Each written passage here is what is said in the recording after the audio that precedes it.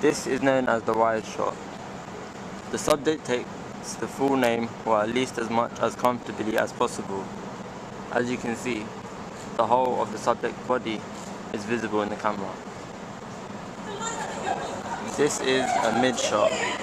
Shows some part of the subject in more detail while still giving an impression of the whole subject. As you can see, not all the subject's body is in shot, only half of it. This is a close-up. A certain feature or part of the subject takes up the whole frame.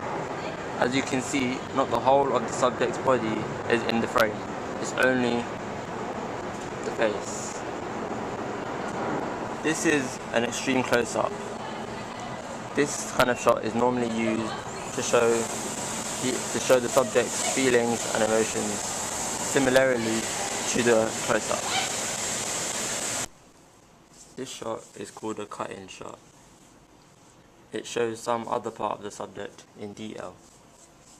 For example, in a film, it could be used as someone stabbing someone and a cut-in of the knife. An over-the-shoulder shot. As you can see, the subject nearest to the camera is looking at the other person, and I'm filming from behind that subject. This is used in films such as Psycho, as the main subject looks over at the victim, and the shot is taken from behind that subject to portray predominance.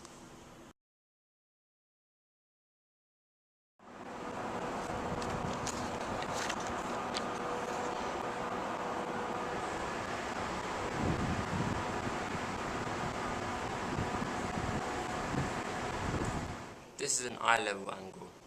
The eye-level shot is placed in level with the character's face, as if the audience is watching in level with the focus.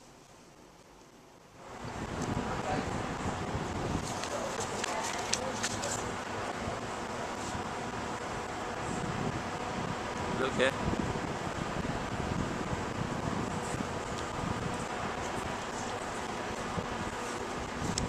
This shot is a high-angle shot. This angle is similar to the bird's eye view, but not as high as up. The camera is slanted in the action, hovering over the sides of the heads.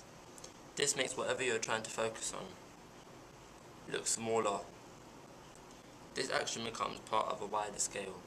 An example of this angle used in this film would be as in Saw, when the guy is getting sort of tortured by this machine.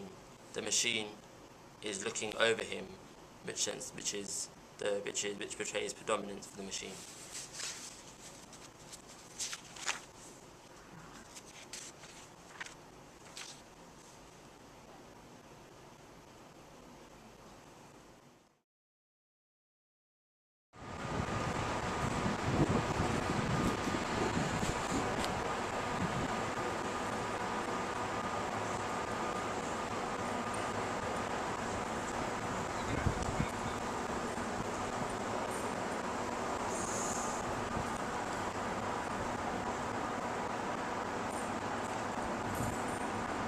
What, are you going to go all the way? This type of movement is called a tilt.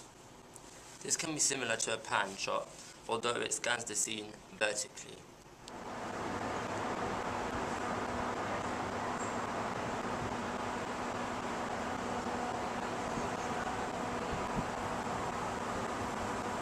This type of movement is called a tilt. This can be similar to a pan shot, although it scans the scene vertically.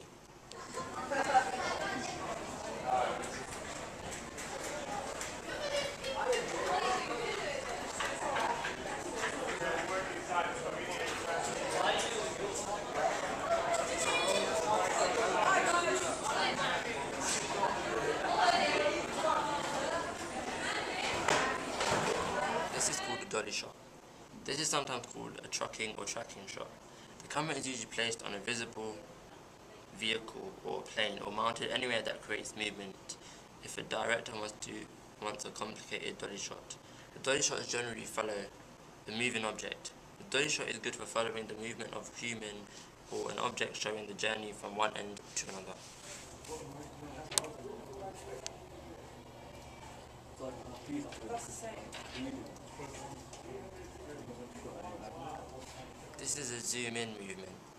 A zoom lens is used to change the magnification of an image by either using a close-up shot or a long shot in the camera, but the photographer standing a meter or two away. A zoom could be played out with their camera focuses on an object buried with other things, but then zooms in quickly to face the main subject the director is trying to concentrate on. A zoom lens can be used with a tripod to stabilize.